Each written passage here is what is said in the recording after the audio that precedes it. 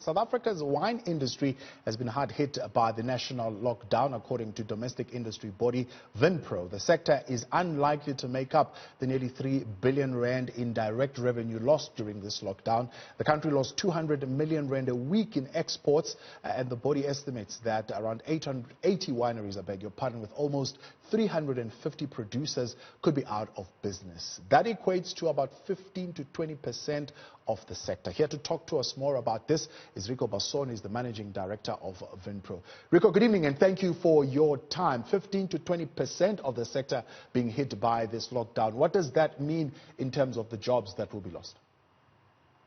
Good evening. Thank you for the opportunity. Yes, it's quite severe. If we go back the last 65 days, in the first 30, we could not export. And then on 1st of May, the industry were allowed back to exports. But over the last 9 weeks, obviously, we couldn't sell any domestic produce. Tomorrow, obviously, the commerce is opening up again. But the numbers are big. We estimate that we will lose 18,000 jobs. Now, for a fairly small industry, that is a severe number, of which about 4,000 of those jobs will be on farm, as these businesses struggle without their cash flow for 2 months now. Are those jobs ever recoverable as the industry opens up? I think I've described it that the path will be long. I think, unfortunately, for some of the businesses, it is probably too late. And therefore, there are severe structural changes that we foresee will come through. So that's a pity that ultimately those jobs, and especially those jobs in the rural communities, where you find that one breadwinner supports 5 or 6 other people, that's quite severe, and that creates quite a socio-economic challenge for the communities out there. Now, with platforms like Port to Port that we're still operating with, of course, people taking orders with the hope that when the nation opens up, they will get those orders. Did that help at all? Yeah, look, we are very, very grateful that we can start transacting tomorrow. So there were a number of orders coming through. Obviously, we weren't allowed to deliver those orders. So we have seen a spike on e-commerce and internet sites quite significantly. We'll see in the next couple of months if that is a trend or not. But yeah, as I said, from tomorrow we can go back and sell responsibly. We've put in a lot of work over the last week, the last 3 days specifically, with the beer industry, with the spirits industry, to make sure that our outlets act responsible, social distancing, adhere to rules, and all the rest. But yeah, we are ready to trade. Have you identified markets that can particularly assist you in recovery and have taken measures as far as product diversification is concerned? Yeah, a big focus for us has always been the European markets. Obviously, there is a global recession also.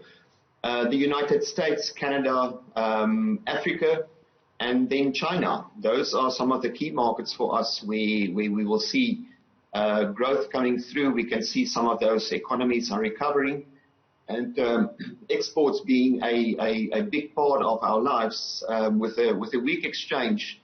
That is probably the one part where we can make up some room in terms of those lost revenue. In terms of your marketing strategies, have you decided on new ways of marketing a product?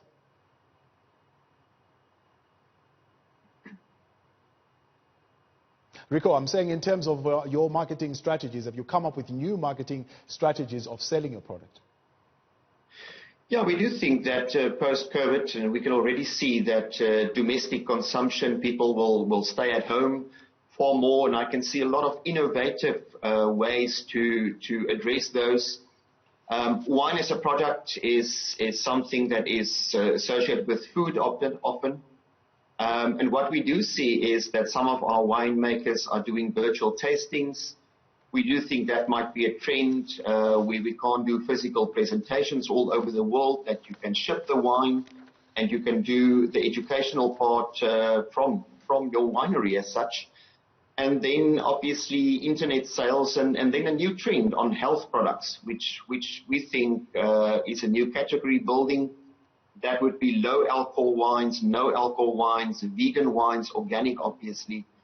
So we do think there are trends around health, around safety, around home consumption, which does provide an avenue for wine to enter into different channels. A large number of your members as well during lockdown decided to produce sanitizer as an option because they couldn't sell alcohol. Are they going to continue with that product? Yes, indeed. Yes, indeed. And I mean, as the trade opens up tomorrow, a lot of those sanitizer will be donated and will be supplied to places like taverns, to places like the retail stores. So yeah, that was an option to convert some of the plants into sanitizer plants and at least contribute to the health and safety of consumers within South Africa and play our part as responsible citizens. Rico, appreciate your time. Thanks for coming through. Rico Basson is the Executive Director there at Vinpro tonight.